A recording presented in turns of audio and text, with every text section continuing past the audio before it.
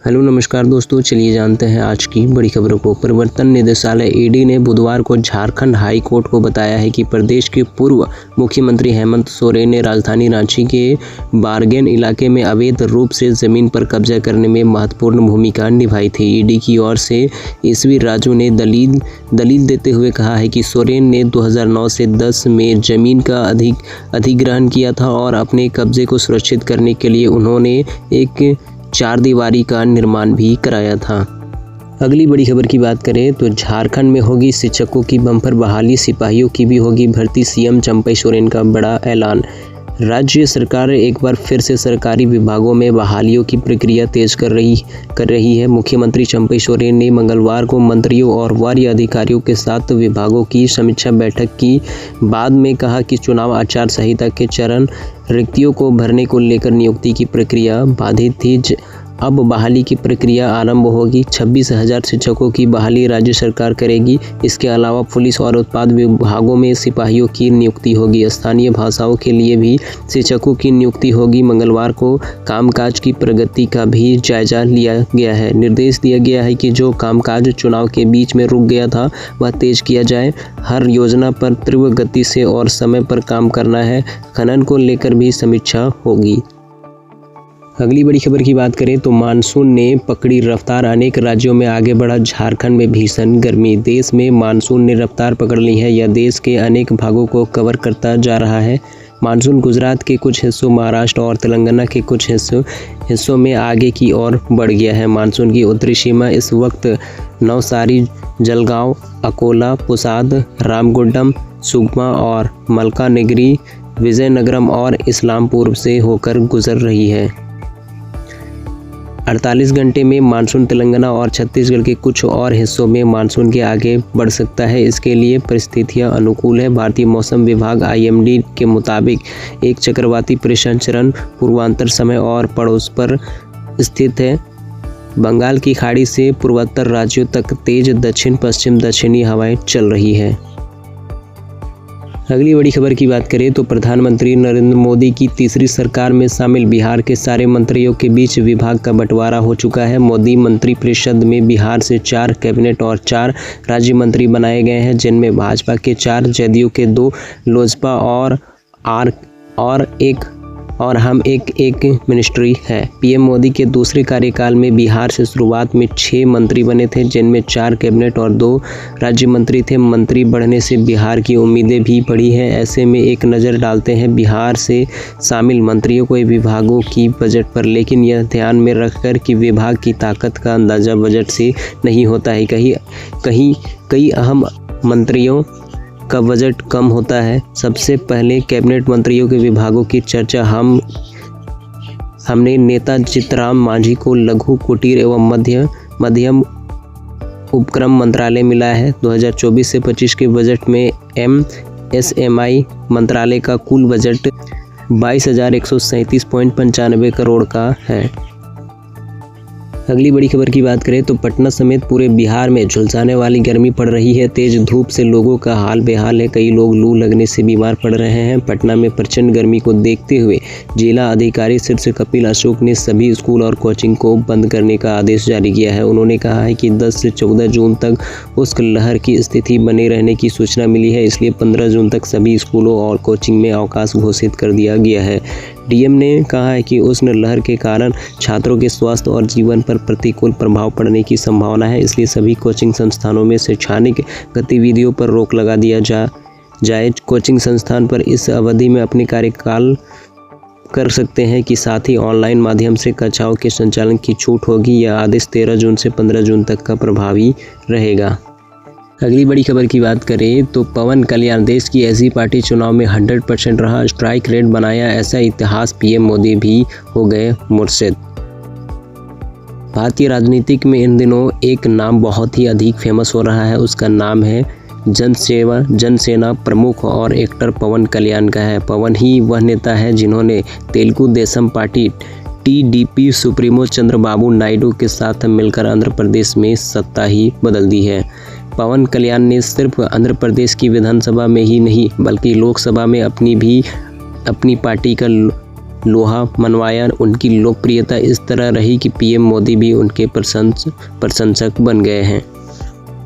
अगली बड़ी खबर की बात करें तो अरुणाचल प्रदेश में कौन मुख्यमंत्री बनेगा, भाजपा ने इस सवाल से पर्दा हटा दिया है।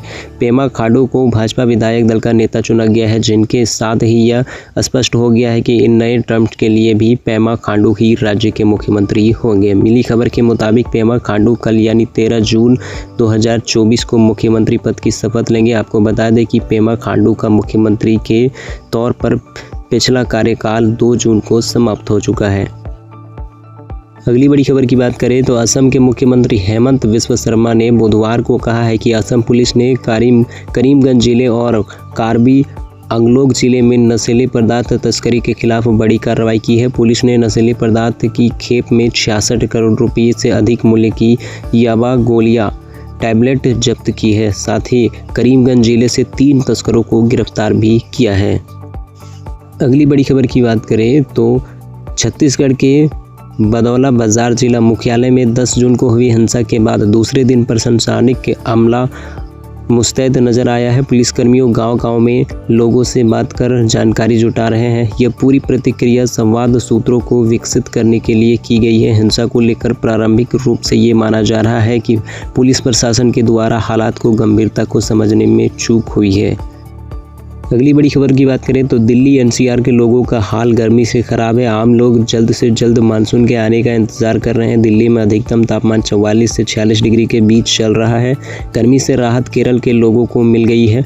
केरल में समय से पहले मानसून आ गया है। अब दिल्ली के ज़्यादातर लोगों के मन में यही सवाल है कि गर्मी से कब छुटकारा मिलेगा, मानसून को दिल्ली में आने में कितना समय लगेगा। महाराष्ट्र केरल में मानसून आ चुका है। दिल्ली एनसीआर में मानसून 30 जून तक आने की उम्मीद है। दिल्ली में गुरुवार को न्यूनतम तापमान 30.4 डिग्री सेल्सियस दर्ज किया गया है।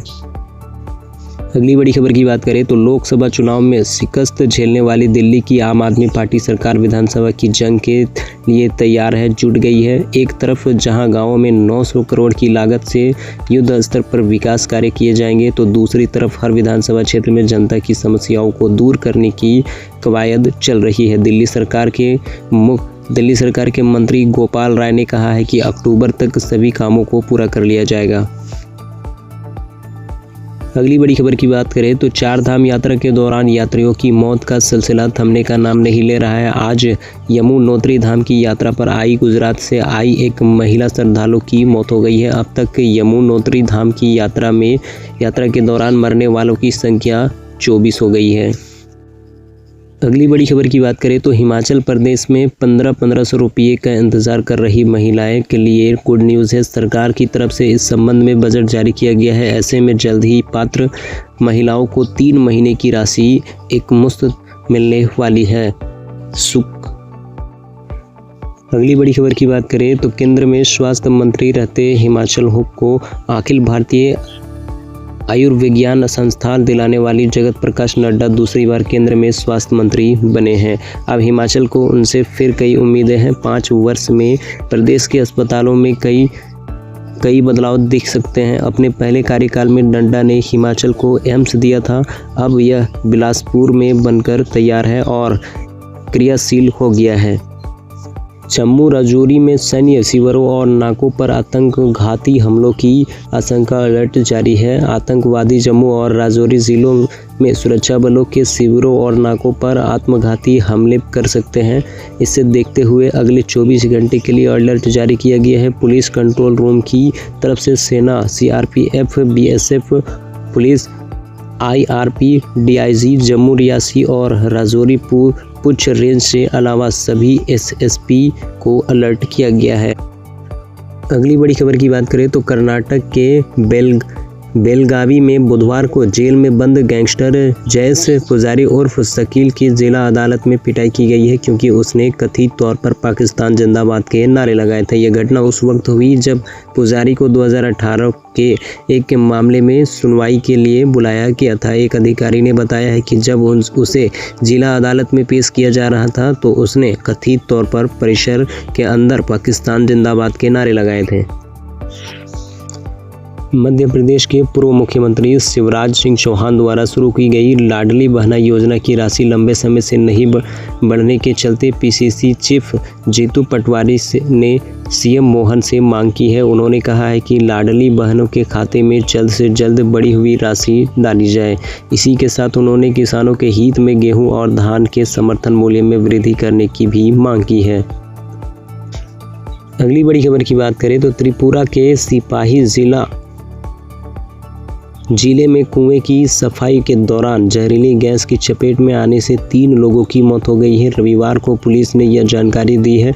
पुलिस के अनुसार घटना शनिवार सुबह न्यू रामोपुरा जेबी स्कूल परिसर में हुई है। सोनमुरा के ग्रामीणों ने क्षेत्र में पानी की कमी के कारण कुएं की सफाई का अभियान चलाया था। उस उप मंडल पुलिस अधिकारी शशि मोहन देव वर्मा ने बताया कि सबसे पहले एक मजदूर कुएं की सफाई करने के लिए नीचे गया, लेकिन काफ़ी देर बाद जब उसका कुछ पता नहीं चला तो अन्य मजदूर भी उसके पीछे कुएं में चले गए। वीडियो अच्छा लगा हो तो वीडियो को लाइक और चैनल को सब्सक्राइब ज़रूर करें। मिलते हैं कल की वीडियो में।